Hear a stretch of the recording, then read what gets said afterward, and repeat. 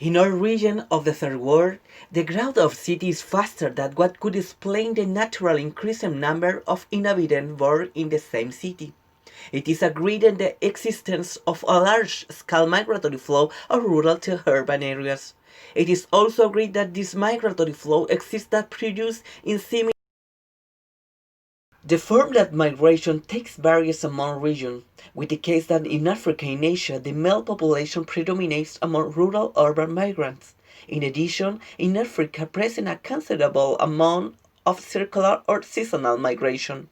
In Latin America, by contrast, women predominate in the migratory flows and these have, in general, a more permanent. A lot of women of Latin America all the years have to travel to other countries to give a better quality of life to their families.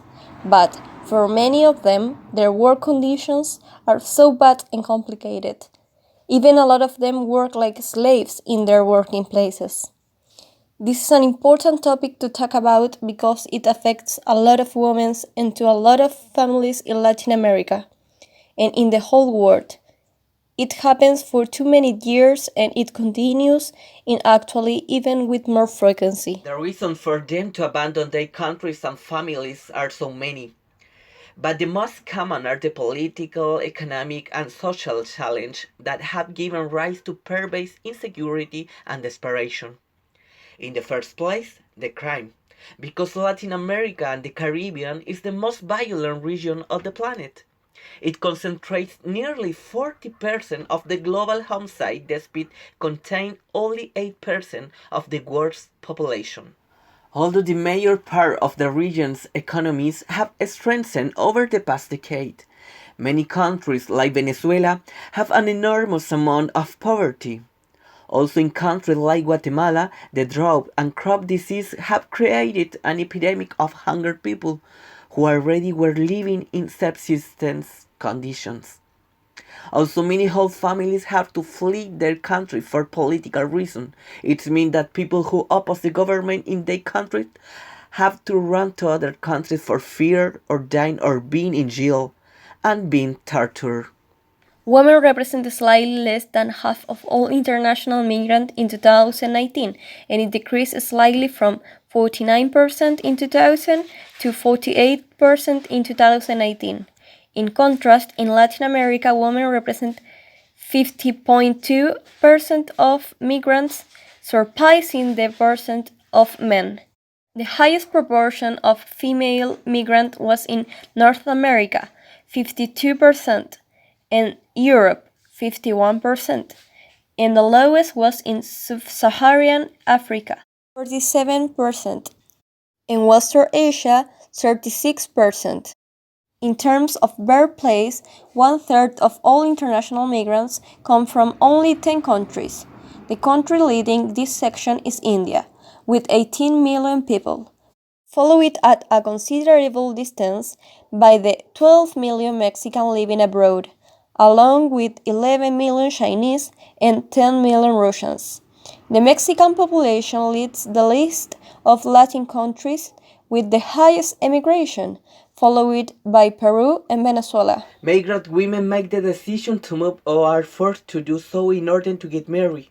In many cases, to be reunited with their husband or family who have migrated before them, or just to able to work. The tasks they perform cover a wide range of professions: teacher, nurse, and community work.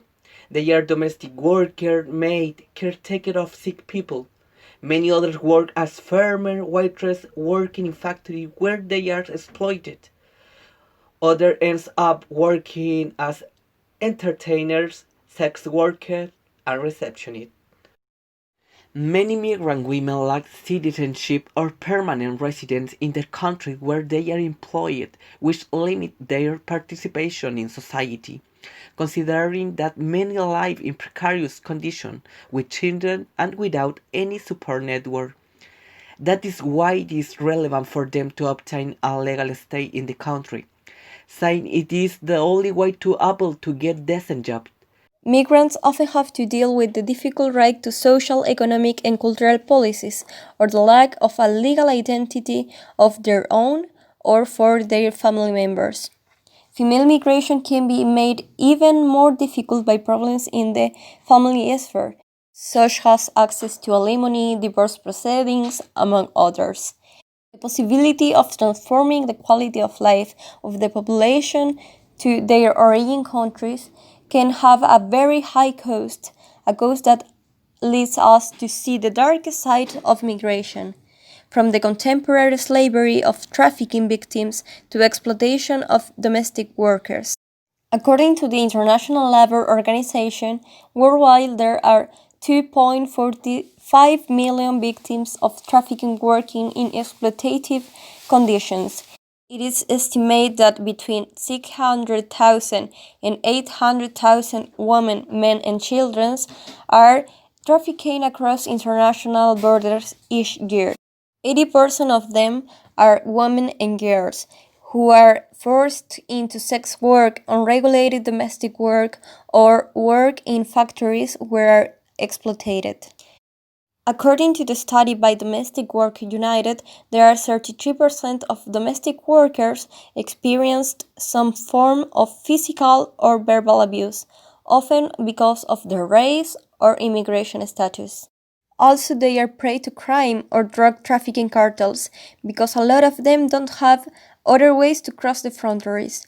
The criminals take these vulnerable women and they offer to travel to other countries if they carry drugs or other things. The immigrant women suffer a lot of bad conditions and risk so much to have a new life and give a better future to their families.